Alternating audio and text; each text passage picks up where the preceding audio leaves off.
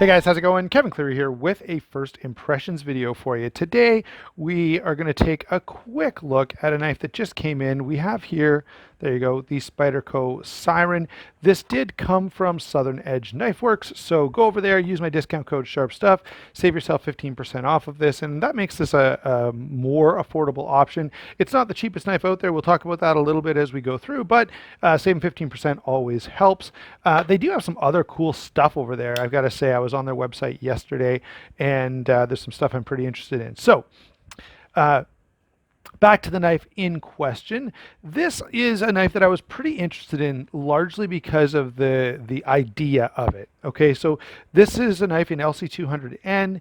It's highly waterproof, and yet it's not. I mean, it's pretty specialized, but it's not so specialized that you couldn't just have this as your EDC. And of course, it's definitely geared for someone who is around water all the time. It's designed by a fisherman who had that need for a knife that he could have in his pocket while kayaking and not have to worry about getting it wet. And if you're in that situation for any reason, you know, maybe it's the knife you're going to take camping or hiking. Maybe it's the knife, you know, maybe you work in a kitchen. I've actually had people comment on my videos saying, like, I work in a kitchen. I have the biggest problems with knives rusting, even stainless steel knives. So this would be a great solution for that. And I would suggest, well, it's not the most versatile knife ever. Okay, there are other knives out there that I would say are more versatile. This one is versatile enough, I suspect. Now I'm going to spend some time and I'll follow up to either confirm or deny this, but I suspect this is versatile enough that you could carry it, you know, as your EDC, and then, you know, when you go to work, you don't have to switch it out for something that's more stainless. So when you go to the beach or when you go wherever it is that your water concerns are prompting you to look for something in LC200N. Okay, size and weight on this is going to be 8 and 11/16 overall, 3 and 9/16 on the blade. Okay, so that's just a hair over 3.5 inches, 5 and an eighth on the handle. So that's not a great blade to handle ratio, and you can kind of see as I close this, you know, there's the tip of the knife. It seems like there's a fair bit of extra space, and this knife might have been a little more appealing if it was more this shape. Anyway, just kind of a passing comment. And again, this is a first impressions. These are things that are kind of occurring to me as I show you this knife. So bear with me. That's kind of the point of a first impression. Only 3.5 inches of grip area. Now thinking of only, it only weighs 3.45 ounces, which is pretty darn nice. I haven't tried to put this in pocket yet, so, you know, but size, weight, and carry, it's seems like a moderately sized knife that doesn't weigh a whole lot, so that's kind of enjoyable. In terms of features, obviously the big one is the LC200N blade.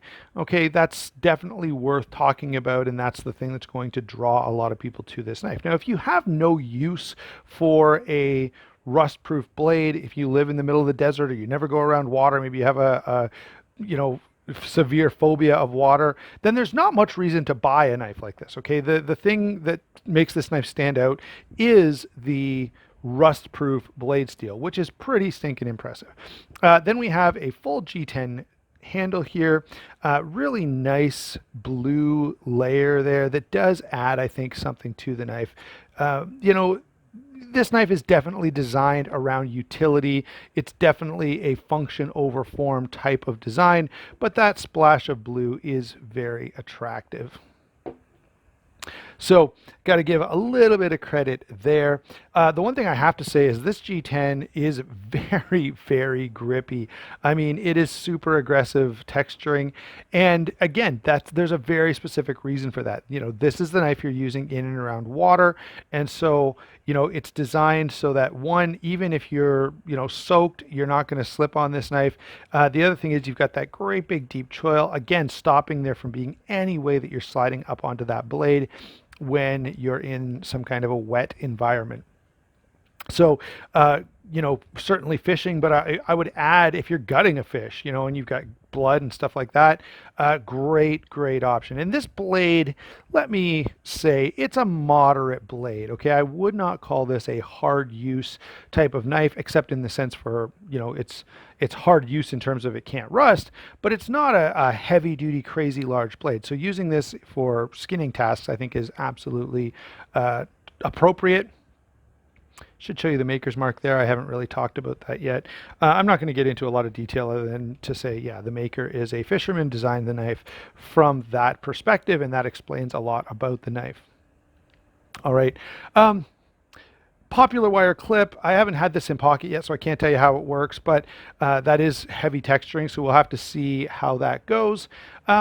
Otherwise, yeah, there's not much else going on here. Lanyard hole. I do like the full G10 construction over, G10 liners. Lots of cold steels have done that, and I like Spyderco, adopting that view. And I get, in this case, it's because you don't want steel to rust, but I still think it's a great option. By the way, this is on washers rather than bearings. Again, I think that makes perfect sense for this knife. Now, the price point, I think these go for around 165, 170, something like that. Again, you can save yourself a little bit of money off by using my discount code over at Southern Edge Knife Works. But for 165, you need to be a person who needs this, right?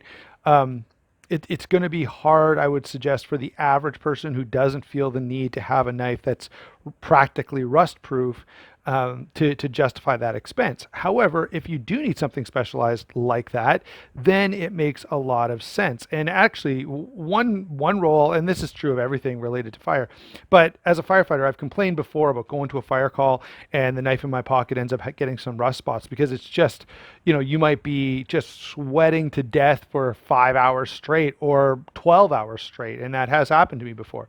So, very few knives are going to stand up to being soaked in sweat for 12 hours.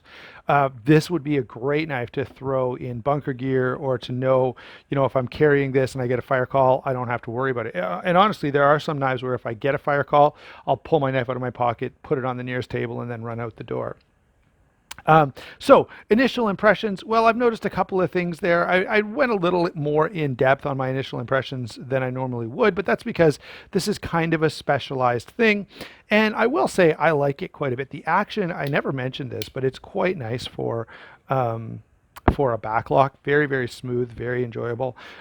Great knife for its purpose. If I was if any time that I'm doing anything where there's potential for moisture, this is going to be my go-to knife for sure, because it's just, you can have so much confidence that no matter what you do. I remember we went for a bike ride and thought about diving in the lake, and I was like, what am I going to do with all my stuff? But if you've got this, I wouldn't care, right? I'd probably take it out of my pocket just so it didn't accidentally fall out in the water. But then I'd go for my swim, hop back out of the water, and throw this in my pocket without thinking twice about it. The problem would be my wallet and cell phone and everything else, where that wouldn't quite work out. Really nice option if you ever find yourself in that situation. And again, the nice thing, I think, especially that makes this stand out to me, is that it's EDCable. Okay, is it the best EDC? Probably not. Could you take a Para 2 or I don't know, something else over this? Maybe, but not to do the exact same job. And so I think, as a water knife, this is off the charts fantastic. For EDC, it's passable, which I think creates that really nice balance, so that someone who has both, needs both, can really have sort of the best of both worlds here. All right, guys, we'll have more to say about this in the full review. I'm going to carry this, I'm going to use it, I'm going to spend some time with it, and we'll go from there. Thanks for watching. We'll talk to you soon.